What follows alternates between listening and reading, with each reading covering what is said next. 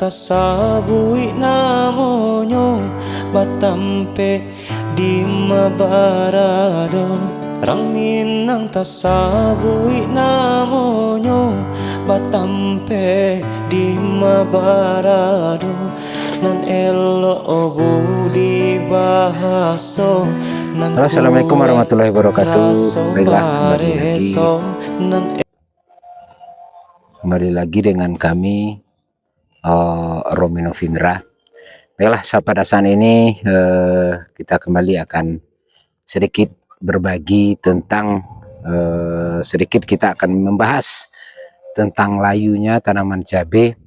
Itu disebabkan oleh dua, yaitu layu bakteri dan layu fusarium. Apakah penyebab daripada layu tersebut? Jelas yang pertama, drainasenya yang kurang sempurna, selalu tergenang oleh air hujan, dan akhirnya dia akan menjadi layu. Dan juga penyebab yang kedua, pemakaian pupuk kimia yang terlalu berlebihan juga akan bisa menyebabkan layu. Dan yang ketiga, ada juga penyebab dari pH tanah rendah, keasaman tanah terlalu tinggi. Nah, itu juga termasuk penyebab daripada kelayuan tanaman cabai. Baiklah, di sini kita sedikit akan berbagi tentang pencegahan penularan daripada penyakit layu untuk tanaman cabai.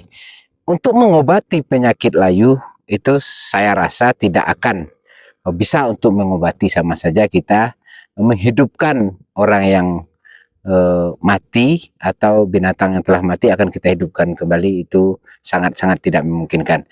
Cuman kalau untuk tanaman, khusus untuk tanaman sayur, cabai, tomat, ataupun kentang, mungkin pencegahan untuk penularan daripada tanaman cabai tersebut. Oke, di sini yang perlu kita lakukan apabila terjadi tanaman cabai kita itu layu, yang perlu kita lakukan yang pertama, jangan sekali-kali untuk mencabut daripada tanaman cabai tersebut. Kenapa demikian?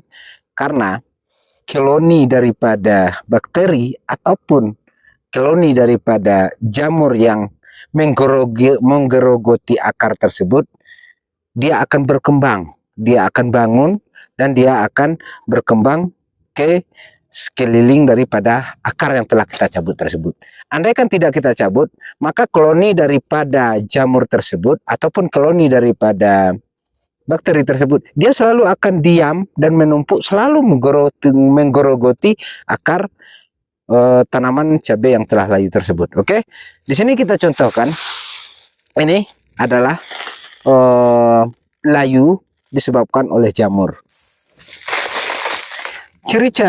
Ciri-cirinya layu disebutkan oleh jamur tersebut, dia itu layu terus langsung mati. Kalau layunya bakteri, dia apabila di cuaca panas dia layu, dan di cuaca dingin ataupun hujan dia akan segar kembali, dan panas dia akan mulai kembali. Dan ini asli daripada layu yang disebabkan oleh jamur. Dengan satu ciri-ciri, akarnya menjadi kuning, nih mengelupas. Nah, ini layunya kena jamur. Nah, ini layunya kena jamur.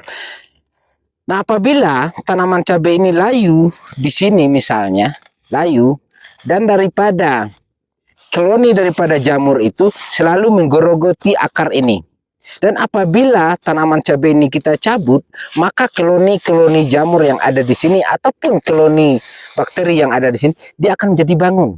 Dia akan menjadi terusik, maka koloni tersebut akan menyebar ke tanaman lainnya, maka penularannya akan lebih cepat. Maka dari itu, untuk pencegahan penularan agar tidak terlalu cepat daripada layu bakteri ataupun layu daripada jamur untuk tanaman cabai, jangan sekali-kali dicabut. Itu langkah yang pertama yang harus kita lakukan. Langkah yang kedua, apabila tanaman cabai tersebut telah mulai terserang layu, yang perlu kita lakukan, dikocor dengan menggunakan kapur dilomit dan bersama asam amino. Dalam hal ini tepatnya juga bisa kita menggunakan AM Power dengan dosis 200 gram AM Powernya, dan kapur dilomitnya bisa kita gunakan 6-8 kilo per drum air, per 2 liter air. 200 liter air, dan itu kita kocorkan di pangkal tanaman cabai. Insya Allah itu akan bisa pencegahan daripada penyebaran daripada layunya tanaman cabai, tomat, dan juga kentang. Ini telah kami buktikan sendiri, walaupun biarpun layu kena bakteri atau layu kena jamur, pencegahannya yang kedua dengan menggunakan kapur dilomit dan asam amino dikocorkan ke pangkal tanaman cabai tersebut. Ini kemarin kami telah mengadakan pengocoran. Alhamdulillah setelah mengadakan pengocoran datang angin badai yang sangat kencang, 1 hari 1 malam full di 24 jam. Alhamdulillah memang kayaknya stresnya tidak begitu. Karena kenapa dia tidak stres? Karena pas berkebetulan kami siap mengocor dengan kapur dan asam amino, dan tanaman cabai itu kayaknya imunnya kuat dan tidak menyebabkan stres yang sangat tinggi. Mungkin itu 2 tips yang dapat kami bagikan pada saat ini untuk pencegahan penularan daripada tanaman cabai yang telah layu. Bukan dia tidak menular, tapi bisa menghambat, memperlambat untuk penularan daripada layu tersebut. Yang pertama tadi, jangan sekali-kali kita mencabut tanaman cabai yang telah layu tersebut. Kenapa demikian? Karena itu sama saja kita mengusik ataupun membangunkan daripada koloni-koloni jamur ataupun koloni bakteri yang ada di pangkal cabai yang menggerogoti cabai tersebut, akar cabai tersebut. Dia akan terusik, dia akan bangun, dia akan menyebar ke tanaman yang lain, maka penyebarannya akan lebih cepat. Makanya jangan dicabut. Jadi kalau rasanya itu sangat mengganggu pandangan kita, cukup dipotong di pangkal batang, dan bangkalnya dibiarkan aja, akarnya biarkan aja di situ, biar koloni-koloni jamur yang jahat atau bakteri yang jahat itu cuma hanya menumpuk di sini. Dia akan menyebar, tetapi menyebarnya tidak begitu signifikan. Yang kedua, kocorlah dengan kapur dilomit dengan asam amino. Dengan dosis 200 gram asam amino dan 6-8 kg kapur dilomit per 200 liter air.